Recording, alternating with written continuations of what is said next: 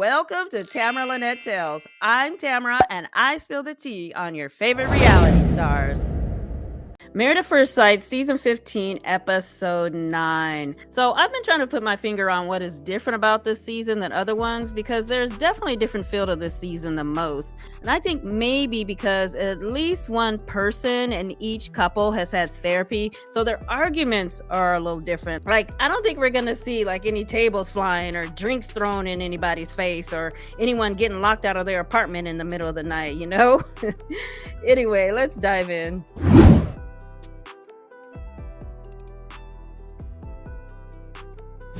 The assignment for the couples this episode was to talk about whether or not they've been in love before and what it would take to fall in love again. So Alexis and Weeping Willow are talking about being in love in the past. So Weeping Willow said he thought he was in love before. He did everything she wanted. He was like a yes man. He did everything she asked him to do, even if he didn't like it. So Alexis is like, I should ask you this question because, oh, my knee! Oh, Lord! Oh, God! I swear this woman is so dramatic, and that's an observation from one drama queen to another. So he said that as a child, his dad would come and go from his life. So he would try to be better and do things to please his dad so he could earn his love. Then Alexis was talking about the concept of falling out of love. And once she loves someone, it's like hard to fall out of love. And he said, can you tell me how much you love me? And she's like, in this moment, no, I'm uncomfortable. Sorry. So she said she wants to go back to how she felt during the honeymoon, where she had a sense of security that he would always be there no matter what she says. So he said he's aware he needs to gain that security back. So while I do feel she needs to share the blame for not being more attentive to how the dogs were interacting that day, I hear what she's saying in terms of him leaving out information. When you first meet a person, there's no history to fall back on. All you have is that person's words. So if the words are misleading or vague, there's always going to be that question in the back of the mind, like, is that really how it happened though? So later they had a picnic on the beach, and Alexis asked if they were just dating and they went through all this stuff that they've gone through, would he still date her? And he said, I think so, yeah. So he flipped the question like, what about you? If we weren't married, would you still be here? She said, nope, I don't think I would. So the Newton thing really got to her. Now, I think this might be the first season where a situation with the cast member's pet ruins the entire relationship. Like, if they both didn't have dogs, they'd still be struggling, but I don't think they would be where they are now. Production is going to have to start Googling the type of animals these people have to see if they're compatible too.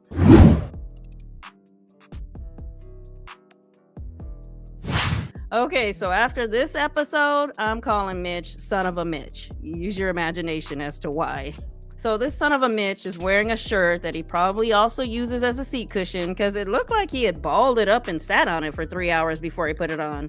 Do wrinkled clothes have a positive impact on the environment or something? Anyway, he's making something to eat and they're talking about life goals, and Krysten shares that she has a real estate license, and after they have like 1 or 2 babies, she wants to flip houses. So she's being serious and trying to have a grown folks conversation while this son of a Mitch is choreographing a Mrs. Dash commercial, just being all dramatic with the way he's pouring seasoning and sashaying around the kitchen. Krysten gets annoyed and says, are you taking this seriously? Yeah, sorry for the flair as the cook. Anyway, I want to create beautiful homes for people that possibly have some sustainable elements to them. So this son of a Mitch says, I don't want to be weird. Let me stop you right there. You jumped the shark on weird like 8 episodes ago, mister. Anyway, he says, I don't want to be weird, but environmentalism intersects with social justice. With rising costs of houses in San Diego, only the rich can afford to buy a home. So he's making the argument that house flippers price average income earners out of the market, which is a fair argument. But rather than be supportive and make suggestions on how she can purchase homes and then maybe economically remodel them and perhaps partner with HUD or a nonprofit that finds affordable houses for people with average incomes, he stood on his high horse and was practically calling up his friends to organize a protest against her imaginary house. So he just threw shade all over her little dream. They talk about being in love in the past, and Krysten said she's been in love more than this son of a Mitch, but the last 2 times have ended catastrophically. Son of a Mitch said he has definitely loved, but has never been in love and doesn't know where that fine line is. I'm a confused young boy. To my men out there, since you turned 30, how many times have you referred to yourself as a confused young boy? Yeah, that's what I thought. Anyway, he said his parents' marriage ended poorly and that still affects him today. And he never even thought about marriage until recently. He also never thought about compromise, kindness, and an iron either, but I digress. She brought up his demeanor earlier when he was being goofy while she was trying to be open and vulnerable. He said, "You're right, and I should have been more attentive, but given the type of work I do, I can't really get behind the idea of living in a big house and driving an expensive car." And Krysten was like, "I don't want to live a life of guilt, and I just want to enjoy the fruits of my hard work." Later, they go to a karaoke bar because Krysten loves karaoke. He finally allows her to do something she enjoys. So after some mediocre dancing, singing, and Son of a Mitch freestyling a rap that actually rhymed and made sense, they sat down to chat. So he brought up the flipping houses conversation again, and he's carrying on about how houses go on the market, developers purchase the homes, flip them, and price others out of the market, and it seems a little predatory to him. And he said it's not illegal, but society doesn't teach us that it's unethical or immoral. I mean, dude was going in. It's like he forgot that she's his wife and not some big conglomerate that dumped their waste in the city's drinking water, bought off government officials to cover it up, and got caught in the middle of a sex scandal or something. So he's trying to point out the injustices in the world, and she's like, "I'm just trying to have a normal evening." So he flips the script on her and says, "I just don't want you to make me feel like there's something wrong with me for the way I feel." Dude, you're the attacker here. You're the one trying to make her feel like she's wrong. And she's like, "I just can't figure out why I can't be considered an ally or agree. It just seems inauthentic to me." So now she gets pissed. "Have I once called you inauthentic? I'm not calling you inauthentic. Are you going to gaslight me? You just said it feels inauthentic. What is this puppet mastery? What are you trying to say?" "I can say that something you said doesn't sound authentic to me without calling you inauthentic." Krysten, for the love of God, take those unethically slaughtered chicken wings and throw them in that man's face. The next day, they go to the beach to pick up trash, and this son of a Mitch was in his happy place. Afterwards, they sat down to talk about their conversation during karaoke, and finally, Krysten put her self-esteem foot down and let that man know that she brings a lot to the table, doesn't deserve to have her words twisted into something negative, or have generalizations made about her that aren't true. She said, "The things you say make me think you wish I was different, and I want someone who is grateful for me." "I'm grateful for you. I appreciate that we are here today and that you set all this up." He just can't seem to go beneath the surface and compliment her character. Only the things she does for him, but not the kindness, thoughtfulness, and the patience of a monk it takes to deal with his self-righteous Heine. And I don't mean Heine. So to the confessional cam, Morgan says that she is going to take the other wives' advice and start over with a clean slate. So she plans mermaid swimming lessons. Well, we know the production came up with this one because I would imagine that Morgan would prefer to go axe throwing, kickboxing, or arm wrestling. Later, they talked about being in love before, and Ben said he's never been, and Morgan said she was in love in her last relationship. Then she got a little giddy while she carried on about her ex. "We showed up for each other every single day. We fought to make it work every single day. And one night he got drunk and said, 'I don't care who it is. I would fight everyone for you.' That type of love is hard to find. It was the right person, just the wrong time." Girl, do yourself a favor and go back to that dude, because you and Ben are doomed. Ben decided to open up and really share some insightful information about himself. He talked about a lot of losses he suffered all at once, like his grandma passed away, he lost someone to breast cancer, lost his best friend in a car accident, then his father had a heart attack. Then he said he took some time to think about what transpired during the honeymoon and realized that it was his own insecurities. Like growing up in an Asian home, he's expected to be a doctor and go to a prestigious school. And he said, "You're in love for what you have achieved and not for who you are. And I projected that onto you." So he's really dissecting his life and getting into his feelings and why he felt like he's never been enough, having some personal breakthroughs, even admitted to having daddy issues. Then he gave Morgan a very real and genuine apology. sorry for hurting her. And all the while, Morgan is sitting there like, yeah, oh, okay. Okay, then. I appreciate you telling me all this. It was nice because I felt like I was never going to meet your standard. Miss Stan complains about needing affection from him, but how about leading by example and like give the man a hug? So later we see Ben preparing some food and he put together a Korean barbecue themed dinner. But then he fired up the grill and started cooking and then the fire alarms went off. So he gets into why he thinks he's a people pleaser. He said he grew up being the only Asian kid at the school and received a lot of racist comments. So the only way he knew how to combat that was to be kind, like for better or worse. She said she grew up the same way, but her breakthrough moment was cutting off her dad after she realized that no matter what she does, she'll never be good enough. He asked if she's healed from everything, and she's like, oh yeah, Oh, no, you haven't, miss. I have walls up and don't know how to bring them down. You are not healed. Prior to this experiment, it doesn't appear as though Ben really did much self-reflection, but now that he's doing it, he seems pretty damn good at it. In any case, I don't believe he and Morgan are a good match, but I do feel that Ben is more coachable than Morgan. For their love conversation, Stacia asked Nate where he was in his spectrum of falling in love. So he said he's somewhere towards the middle, like 4 or 5 out of 10. And she's thrown back like 4. He's like, yeah, like 40%. Where am I on your spectrum? And she's like, from 0 to 10, I'm like at an 8. So that made him feel like a jerk that he put her at a 4, but he stuck to his guns.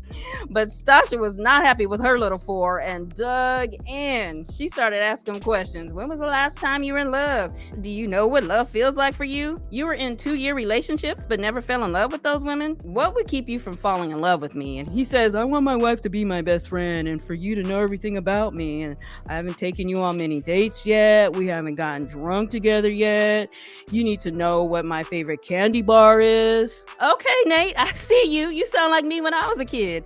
If you don't know which one I prefer between a Crocodile or a Suzy Q, or my favorite game between a Centipede or Donkey Kong, then you can't be my boyfriend. So Stacia's like, okay, well, I'm not trying to put you on a timeline. I'm not saying that you need to say you love me before decision day. It's not like that, but it's kind of like that, but not really like that. Stacia, why are you talking in circles? Either own it and say you want to hear I love you by decision day, or keep it to yourself. But instead, you threw it out there like a little lighthearted threat. So later, they went back to the apartment, and Stacia says they need to set non-financial goals. And of course, her little example was where he's at with falling in love. Like, that needs to be a goal. So they're like going around in circles, and Stacia is challenging him as if they've been married for years, and he still can't say I love you. It looks like she needs to work on her self-esteem, because if she knows her work, she'd be more like, honey, by decision day, if you don't love all this, that's gonna be your bad. Next topic. So Nate finally got frustrated and said she's being manipulative and going too hard with playing devil's advocate, which I completely agree with you, Nate. So she asked if he feels different about her since he accused her of trying to manipulate him, which is a good question. But they went to a commercial and we never got to hear the answer. Instead, they go to the next day and Stacia and Nate are at this cooking class, and to the confessional camp, she talked about how their fight went and that it made her want to go back to her old ways and like retreat. But since the beginning of this experiment, she said she would run towards her husband and not away. So she wants to show him that they are good by doing this cooking class with a better attitude. Now that was a good plan, but Miss Thang couldn't hold it in once they sat down to eat. She brings up the 4 out of 10 again and wanted to revisit their fight, which launched them into another one. So he accused her of playing games, and she said she didn't like being called manipulative. When someone plays devil's advocate for too long, it's not even a debate. It's just hard-headedness. I'm with you on this one, Nate. You can't live in what-if world. What if you don't fall in love with me? What if I end up getting hurt? What if Destiny's Child gets back together? I mean, I can what-if all day. To the confessional camp, she's like, I'm trying to stay calm, but I'm on 10 right now because I'm like cussing out a storm on the inside. But Stacia, you're doing this to yourself. You're fighting with him because you can't control his feelings for you. So Miguel is with one of his friends, and I assume Lindy had to work, so they weren't able to participate in taking each other on dates. So his friend brings up her breakdown at the party over taking his last name and him not adding her to his insurance. So he was taken back by that, and rightfully so. If someone I barely know comes up to me at a party and starts crying over something my best friend said, that first of all was none of my business, but also too soon for them to be talking about, I would be looking at that person sideways, backwards, and upside down too. So he said, I felt like she was like a little wet blanket. Miguel said he felt the same way, like he got a little turned off and questioned who he married, like, who is Lindy? She's the person you added to your health insurance policy, sir. So the friend was casting doubt. He was like, is she done being Jekyll and Hyde? Did you turn off your red flag detector for now? You make it seem like things are all great, but are you ignoring signs? Now, some folks were coming down on his friend for being this way. But remember, before he got married, Miguel's friend said that he ignores red flags and stays in relationships longer than he should. I think he's trying to be a good friend and challenge him to really think about his situation and not just gloss over stuff. So later, we finally see Lindy and Miguel together, and they sit down to talk about love. So Lindy likes to carry on about seeing the worst sides of each other and hating that part, but still being able to move forward. And Miguel's like, if I'm with someone and they keep acting out and being crazy, he's like, not for me, bye. This answer scared Lindy because she knows that she can turn up, and she's afraid that he's gonna leave her on the decision day couch by saying, that's gonna be a hard pass for me, Dr. Pepper. Hell to the no. So Lindy's trying to negotiate grace for when she turns up, and because he's basically saying that he can only take so much before he bounces. And it sounds like she's saying that she wants an infinity amount of times to make the same mistake.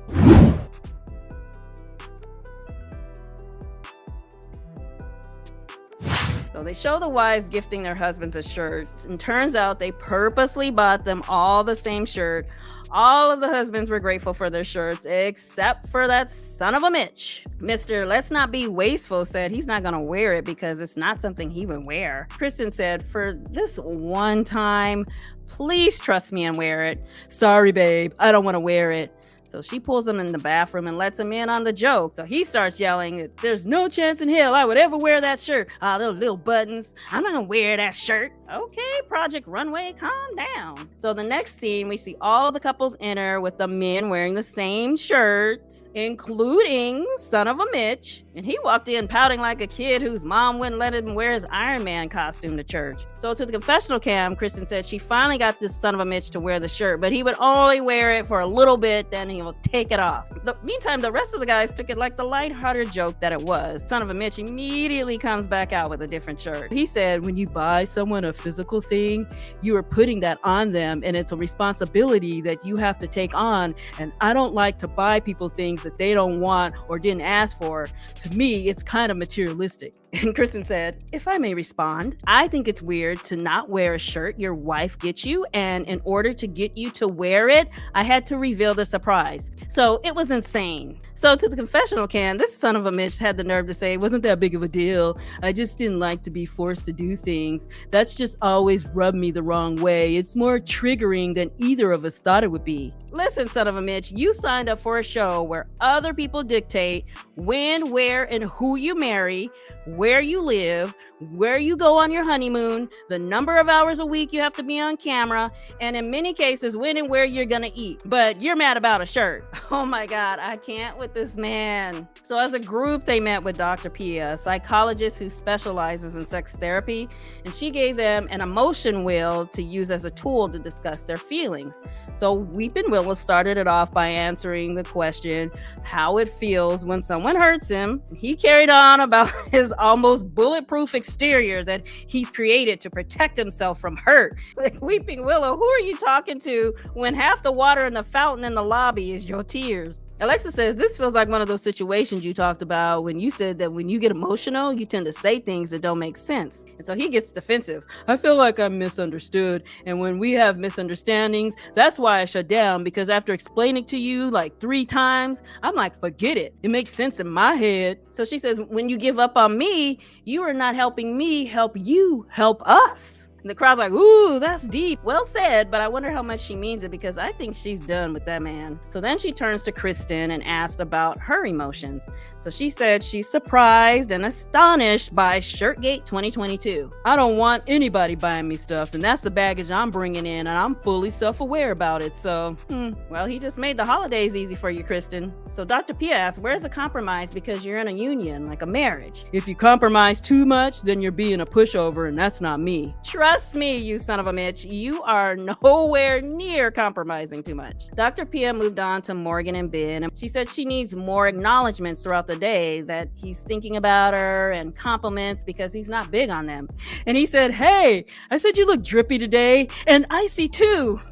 I'm sorry, but I love Ben. He's so damn goofy, but doesn't even know it. So Lindy goes next, and she says she told the girls that she wants Miguel to see her crazy side, but he hasn't yet. It hasn't come out. So that means you have control over it. You seem so determined to bring crazy into your relationship. So in the end, they decided that their relationship needs more time for her to feel comfortable being more of her authentic, outbursty self. Then Dr. Pia called on Nate and Stacia next, and Stacia went for the jugular. She was like, I feel lonely, vulnerable, isolated, abandoned, and sad. I came into this process all in and very vulnerable, but I feel like he doesn't match me. Well, damn, Stacia, if he didn't love you before, he sure isn't gonna love you with that attitude. He's starting to feel defeated. He said that if she doesn't have faith in him and doesn't believe in him when he's saying that he's trying, then he's gonna eventually give up. Stacia starts crying because she doesn't want him to give up, but on the other hand, how long am I gonna wait for him to catch up? 8 weeks. Check the contract, girl. It's an 8-week experiment. Simmer down. So later, Nate and Stacia are back in the apartment, and Nate is irritated because other people are even seeing that he's putting in an effort. You said that words don't mean anything, but what am I supposed to do if you don't believe the actions either? And then she backpedaled and said this was her first time meeting us. Everything I said was to give Dr. Pia background on what we've been going through. And then Nate turned into an English teacher and took her to school. You didn't say I felt, you said I feel. You use present tense words. That's right, Nate. Hit her with the tenses. Stacia is so freaking stubborn. Her points have been made. She couldn't just admit that she's doing too much. Instead, she kept going. I do believe you're making an effort, but therapy and moving in with me are actions in the future. What would be helpful now is working on the emotional connection. Well, you got some emotions from me now. You happy? So to the confessional cam, she's expressing concern that he's getting so upset over something that she doesn't even think is a big deal.